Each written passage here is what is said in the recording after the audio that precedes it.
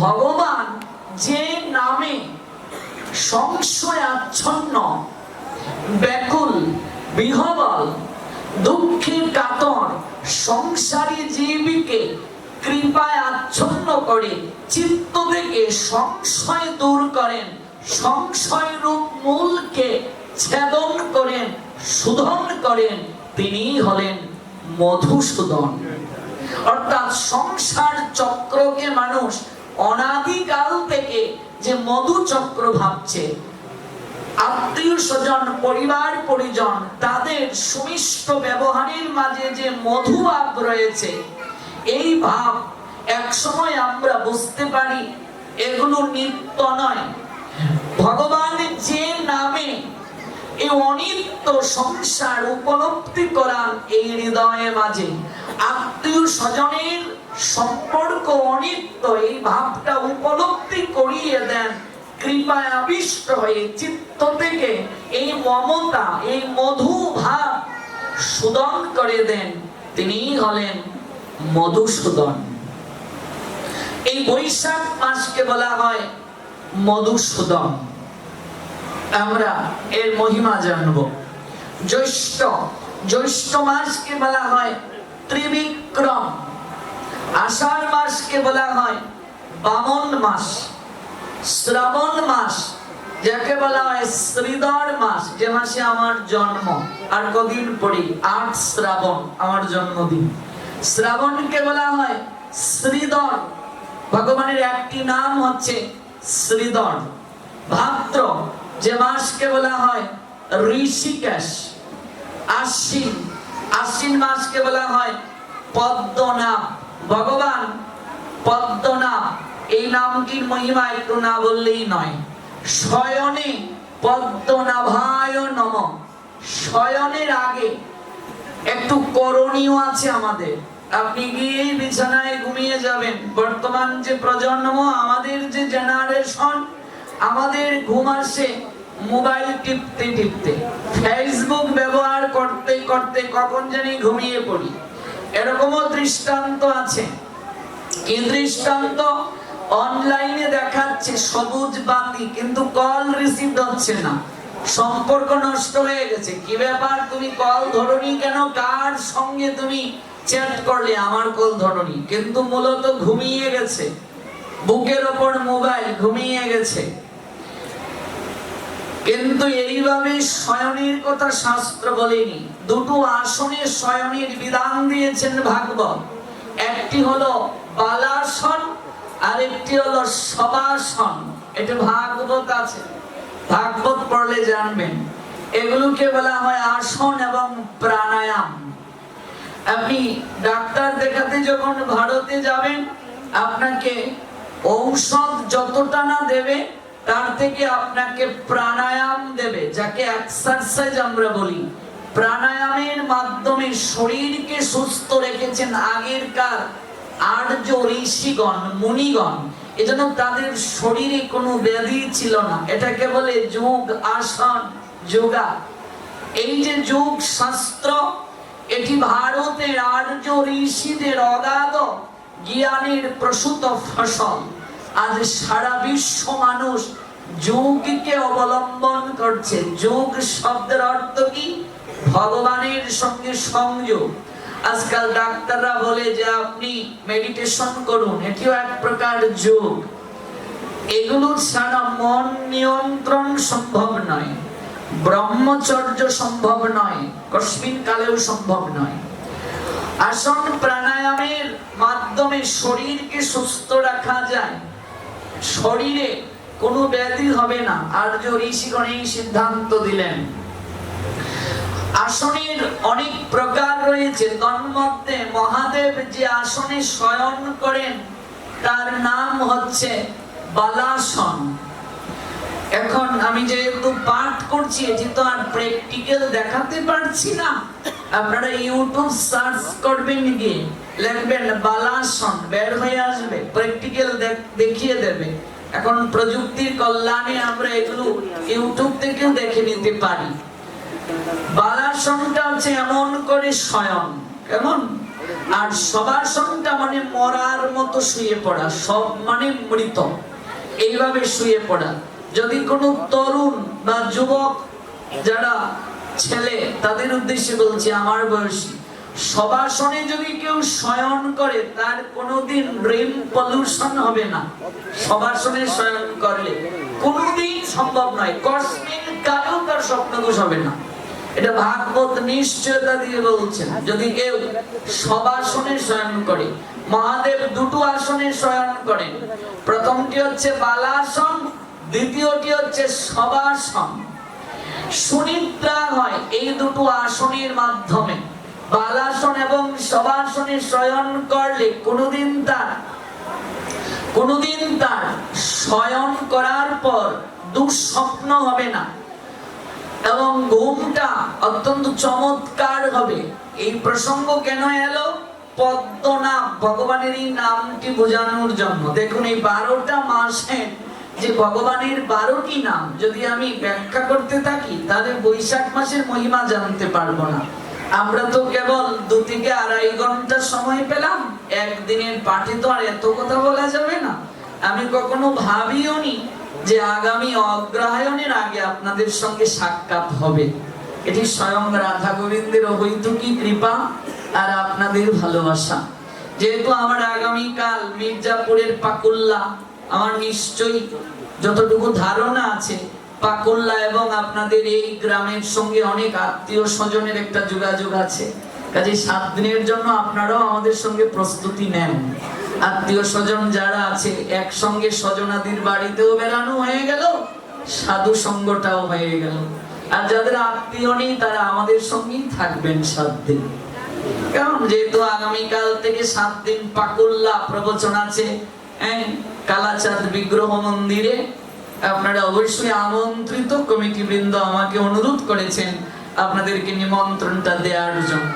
এতো আগামীকাল থেকে 7 দিন প্রবচন। আমিও খুবই ব্যস্ত, বাড়িতে মন্দিরের কাজ চলছে, অক্ষয় তৃতীয়া বাড়িতেই ছিলাম। তো বিশেষ ভাবে এটা আমার প্রাপ্তি যে বৈশাখ মাসের এই মহিমাটা যদি অন্তত কিছুটা সময় আপনাদের জানিয়ে যেতে পারি। বাকি যে কটা দিন আছে অন্তত 1 সপ্তাহ যদি আপনারা পালন করেন তাহলেও আপনাদের অনেক মঙ্গল হবে। এই জন্যই মূলত আশা যে যেহেতু কাছাকাছি আগামীকাল প্রবচন আর একদিনের পাঠে কোথাও আসারও সুযোগ হয় না, অন্তত 2 ঘন্টা সময় যদি বৈশাখের মহিমাটা জানিয়ে যেতে পারি, অন্তত আমরা ভীষণ পাপ থেকে কিছুটা হলেও নিজেকে আমরা মুক্ত রাখতে পারবো। এজন্য ভগবানের প্রতিটা নামের মহিমা, 12টা মাস যে ভগবানের 12টি নামে আখ্যায়িত, ব্যাখ্যা করলে আমরা এই মাসের মহিমা জানতে পারবো না, সময় আমাদেরকে সমর্থন করবে না। কাজে এই নামটাই কেবল আমরা একটু জেনে নিই। পদ্মনাভ শয়নে পদ্মনাভায় নমঃ। আপনি গিয়েই শয়ন করবেন তা নয়, একটা নিয়ম আছে, শাস্ত্র একটা নিয়ম জানালেন। গান শুনে শুনে শয়ন নয়। ফেসবুক, মেসেঞ্জার, ইন্টারনেট ব্যবহার করি তো আমরা ঘুমাই, কিন্তু ডাক্তারি শাস্ত্র বলে দিয়েছেন শয়নের কমপক্ষে 1 ঘন্টা পূর্বে প্রযুক্তি থেকে দূরে নিজেদেরকে রাখাটা শ্রেয়। যদিও আমরা পারছি না, কারণ আমাদের এই ব্রেইনের সেলগুলোর বিভিন্ন কার্য আছে। এটিকে কখন থেকে আমরা একেবারে বিশ্রাম দিচ্ছি না বলে ঠিকভাবে শয়নটা আমাদের হচ্ছে না, ব্যাঘাত হচ্ছে। তো যখন আমরা বিছানায় যাব, সর্বপ্রথম কার্য হচ্ছে বালিশকে প্রণাম দেয়া। আপনি যে শয়ন করবেন একটিবার ভাবুন তো, মানুষ যখন ঘুমিয়ে যায়, শয়নে যায়, চোখটা যদি তার খুলে পরদিন তাহলে তার জীবনে সকাল, আর যদি না খুলে তাহলে কি হবে? পরকাল।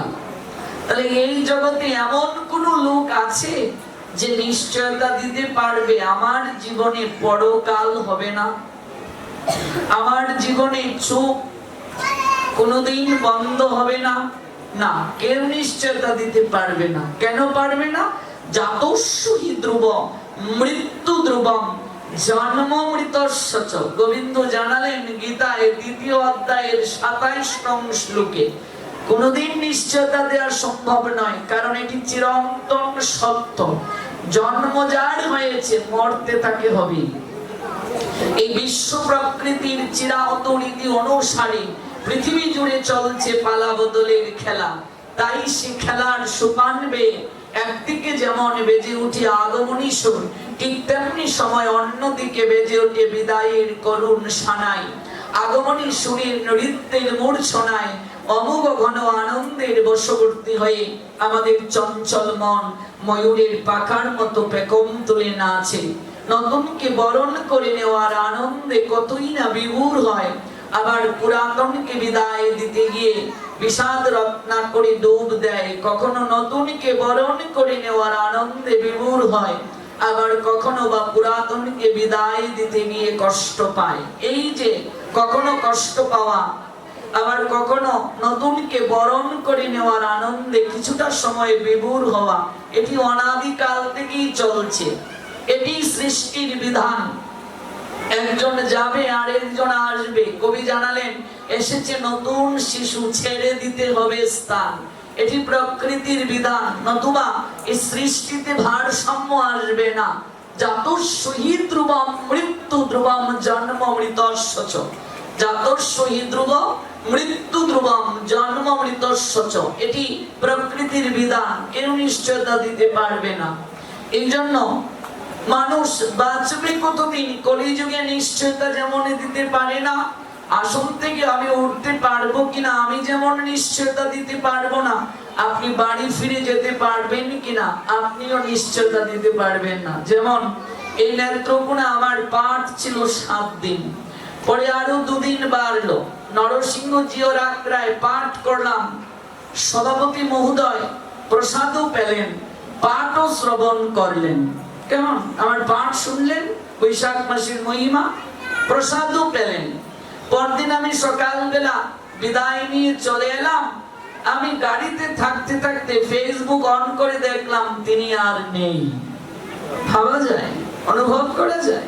ভাবুন তো, রাত্রিবেলা পাঠ শ্রবণ করলো লোকটা, প্রসাদও পেল, সকালবেলা স্ট্রোক করে চলে গেল। তাহলে ভাবুন, অনুভব করুন, কেউ নিশ্চয়তা দিতে পারবে না। আমি রাস্তায় থাকতে থাকতে সংবাদ পেলাম অনলাইনে, ফেসবুক অন করে দেখি স্ট্যাটাস চলছে তিনি আর নাই। কিন্তু সৌভাগ্য, পাঠ শ্রবণ করলো, প্রসাদও পেল, সকালবেলা চলে গেল। তাহলে আপনি বাড়ি ফিরে যেতে পারবেন কিনা, আমি উঠতে পারবো কিনা নিশ্চয়তা দিতে পারবো না।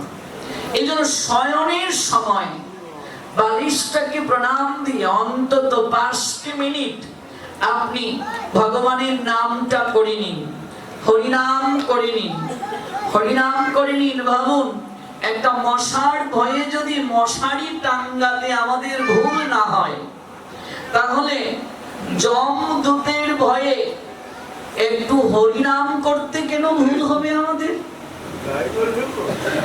মশারি টাঙ্গাতে তো আমাদের ভুল হয় না, স্প্রে দিতে তো ভুল হয় না, আর যদি ভুল হয়েও যায় মশার কামড়ে গুম হয় না, উঠে পর্যন্ত মশারিটা টানিয়ে নিই।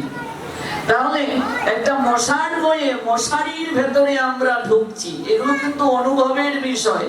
কিন্তু রাত্রিবেলা আপনি ঘুমের ঘুরেও যদি মরে যান, একটিবার ভাবুন, যমদূত যে বেড়াজালের মাঝে সংসার মশারির ভেতরে যে আপনায় প্রটেক্ট করার জন্য কৃষ্ণ নাম দিয়েছেন ভগবান, আপনি যে সেটি টাঙ্গাচ্ছেন না, গ্রহণ করছেন না, যমদূতেরা কিন্তু মশার নিয়ে সুযোগ নেবে আপনাকে কামড়ানোর জন্য, আপনাকে ক্ষত বিক্ষত করার জন্য। এই জন্য একটু প্রটেক্ট নিন, প্রটেক্টটাকে একটু নাম করুন, নামটাই প্রটেক্ট। 5টা মিনিট হরিনাম করুন, হরিনাম করে বালিশটাকে প্রণাম দিয়ে 3 বার বলুন, ওম শ্রী পদ্মনাভায় নমঃ। ভগবানের একটি নাম পদ্মনাভ। শয়ন মনে রাখবেন, হয়তো বালিশটা পূর্ব দিকে হবে, আপনার চরণ থাকবে পশ্চিম দিকে, নতুবা আপনার বালিশটা উত্তর দিকে থাকবে, আপনার চরণ থাকবে দক্ষিণ দিকে। কখনো মস্তক দক্ষিণ দিকে দিয়ে ঘুমাবেন না, দক্ষিণ দিকটা হচ্ছে যমের দুয়ার।